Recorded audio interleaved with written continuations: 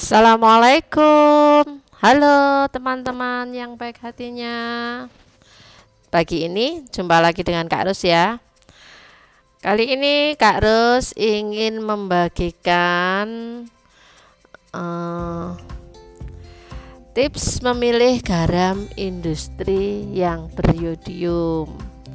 Tapi sebelum tips Kak Ros bagikan, teman-teman subscribe dulu ya. Untuk yang belum subscribe, untuk yang sudah, terima kasih banyak. Kemudian tekan tombol like, share, dan loncengnya jangan lupa dinyalakan agar tidak tertinggal dengan video-video yang akan Kak Ros berikan. Nah, sekarang kita menuju ke tips memilih garam industri yang beriodium ya teman-teman. Kak Ros sebagai orang yang bekerja di bidang kesehatan sering mendapat pertanyaan dari masyarakat tentang bagaimana cara memilih garam industri itu beriodium atau tidak pada saat akan membelinya. Hal ini memang sulit dilakukan ya teman-teman, karena garam industri pada umumnya sudah terbungkus rapi dan kita tidak dapat menentukan beriodium atau tidak dengan hanya melihat atau mengecapnya.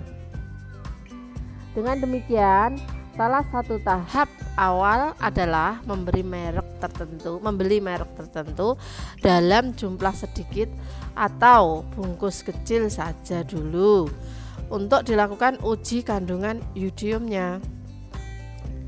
Cara yang paling mudah untuk menguji kandungan yodium dalam garam adalah dengan menggunakan cairan uji. Yang saat ini banyak digunakan adalah iodine test. Hanya dengan 3 tetes cairan uji, kita dapat mengetahui garam industri tersebut mengandung yodium cukup atau tidak cukup. Namun demikian, ternyata cairan uji tersebut tidak tersedia di pasaran bebas loh teman-teman. Alat uji yodium saat ini baru dapat kita lihat di puskesmas. Itu pun belum seluruh puskesmas yang memilikinya. Selain itu, apakah mungkin kita melakukan uji yodium pada saat kita membeli garam industri? Kan nggak mungkin ya teman-teman. Ya udah, ini tipsnya ya untuk memilih garam industri beriodium yang disosialisasikan ke masyarakat. Ini biasanya ada petugas khusus, tugas gizi ya. Pertama, pilihlah garam industri yang dikemas dan berlabel garam beriodium, seperti garam Sumatrako yang memiliki nomor MD atau SP. Isi, berat kemasan, dan kandungan yodiumnya 30-80 ppm. Yang kedua, pilihlah kemasan garam industri yang rapi dan tidak rusak ya teman-teman. Yang ketiga, pilihlah garam industri yang putih dan kering, tidak lembab atau basah. Kalau lembab atau basah berarti ya juga nggak sehat ya teman-teman, udah terkontaminasi.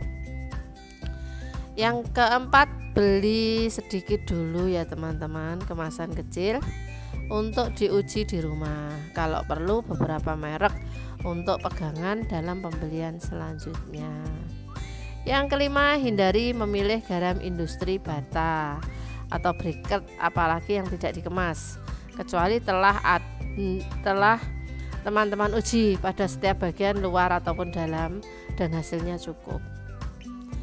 Yang keenam, apabila sudah dilakukan uji terhadap merek tertentu, pembelian selanjutnya tidak perlu lagi dilakukan uji ya teman-teman. Jadi ini pentingnya memberi beberapa merek itu ini.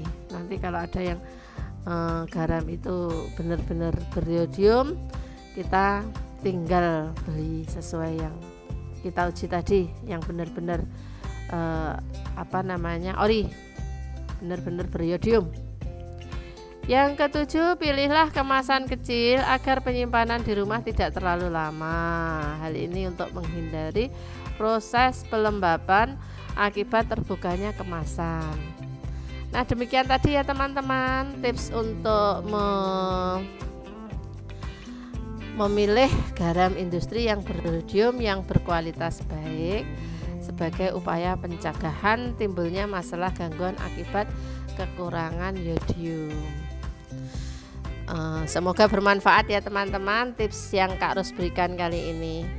Oh ya teman-teman, bila ada yang kita bahas, yang bisa dibahas, bisa teman-teman tulis di kolom komentar ya. Nanti Kak Ros usahakan kita bahas bareng-bareng mengenai tips-tips sayuran, makanan, atau bahkan tentang kesehatan teman-teman. Kita bisa bahas bareng-bareng nanti ya. Demikian teman-teman, terima kasih, semoga bermanfaat ya. Assalamualaikum warahmatullahi wabarakatuh.